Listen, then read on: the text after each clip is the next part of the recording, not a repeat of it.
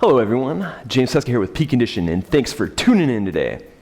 So as you may be able to tell, I just got a fresh haircut, although I do have a little bit of a hat head hair from riding my bike and having the helmet on. But as I was getting my haircuts earlier today, my barber and I were talking, and he was just saying how he was thinking about possibly going back to school or taking some classes, and the reason for this is because he felt like when he was having conversations with some people recently, he had a limited vocabulary, and he felt like he knew what he wanted to say, but he just couldn't get the words out. But he followed that up with saying that he was 27 years old already, and just kind of, posing the question whether or not it was even worth it. And so that is the topic today. The topic is going to be, at what point should we stop learning? Question mark. All right, so to give you an answer, or to give him an answer, so actually my response was, I suggested that he started reading 10 pages of something every day. So just read 10 pages. I'm talking paperback, hard copy, not this iPad garbage, right? Some good old books. So read 10 pages a day. And so the reason why I suggested this is just because, and I've actually just recently picked up the habit a little bit more than when I was younger. There's never a time to stop learning, right? We can always learn something new. And I actually brought 4 books that I have either read before or are currently reading, and I'm just going to use them as examples of how they're helping me learn in different aspects of my life.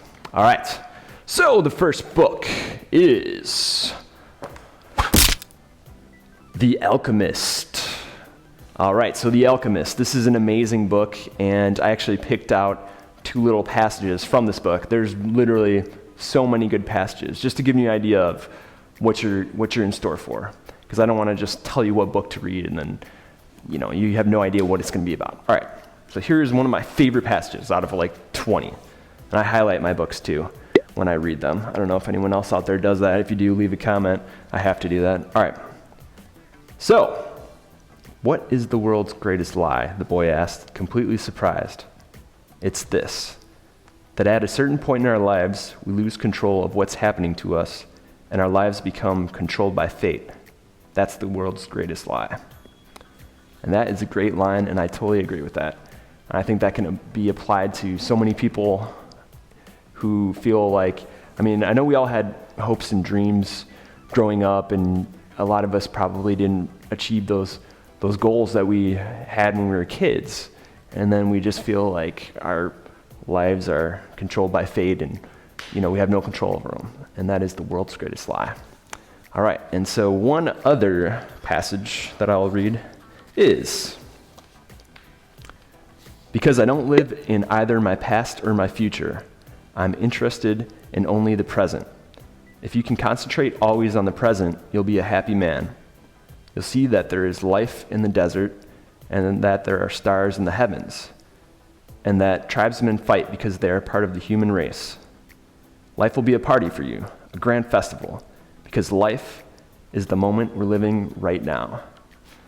And I also chose that one just because I think it's just very easy for individuals, and even myself, to get caught up in things that have happened in the past, and maybe the way that the future seems to be headed, and maybe it's not exactly what you're striving for or want it to be at that point in time, but just the fact that you're alive today and you're breathing, let's celebrate it. It's a party, right? So, great book, The Alchemist. All right, next, the Bible.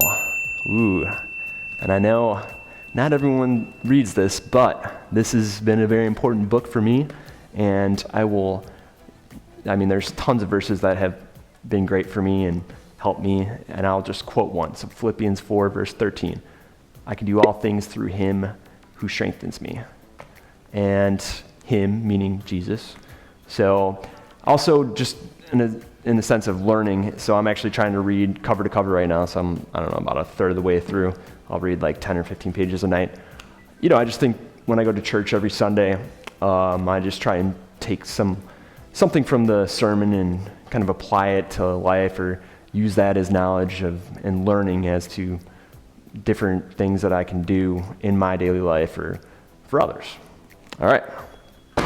So going down the line, Next, we have, and I'm not expecting you to read this exact one, but the NASM Sports Performance Training Certification book. So, and this is just going to apply to your craft, right? So whatever it is you do, read up on it, right? Like study it, be a master of it. So I've actually already received this certification, I think 3 years ago, and I'm actually rereading the book because I have a project I'm working on right now with athletes, soccer players in particular, and I'll get more into that in the future. But the fact that I'm rereading it, it just helps me to be sharp with not only my terminology, but also just being comfortable, training my athletes, and just I feel like there's things that I may have skimmed over when I first read it, and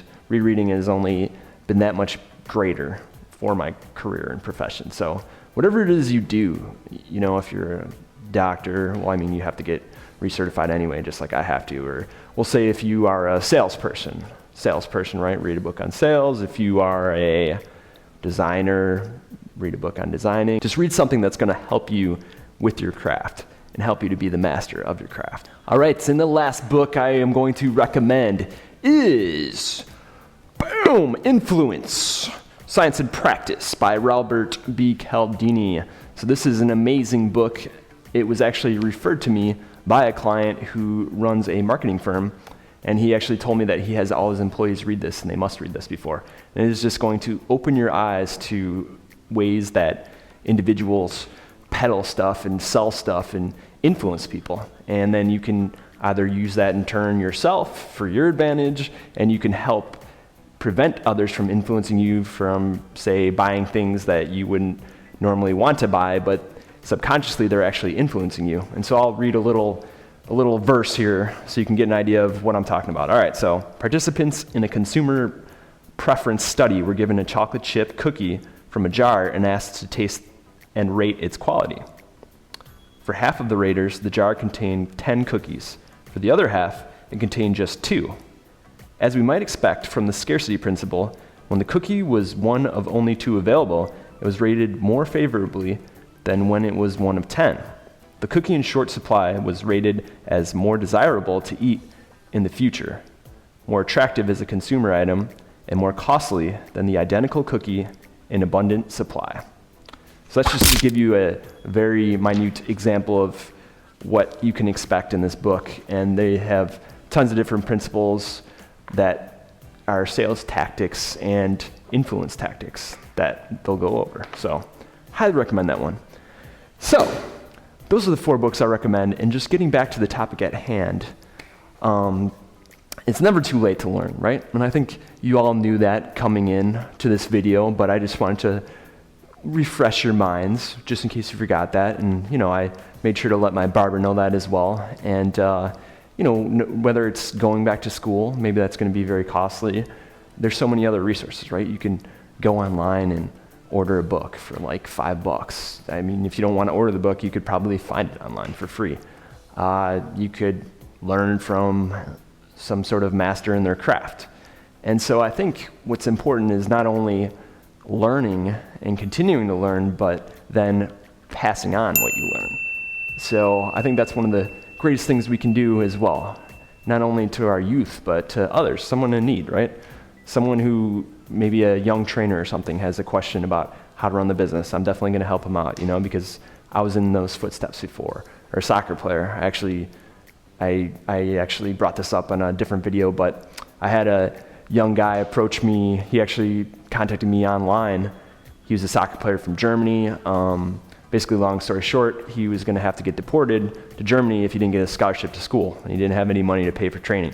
And he actually really reminded me of myself. So I trained him for free, set him up with some tryouts, and he got a full ride to school. So that was very rewarding. It wasn't financially rewarding. I used my time to get paid, but just the fact that he made it, and he was just so appreciative, and it just reminded me of myself. So you have to give back, right? So pass on what you learn.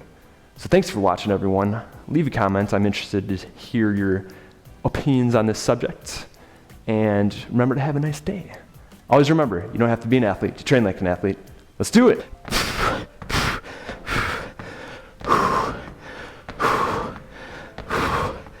Oh yeah, love this one. Core is feeling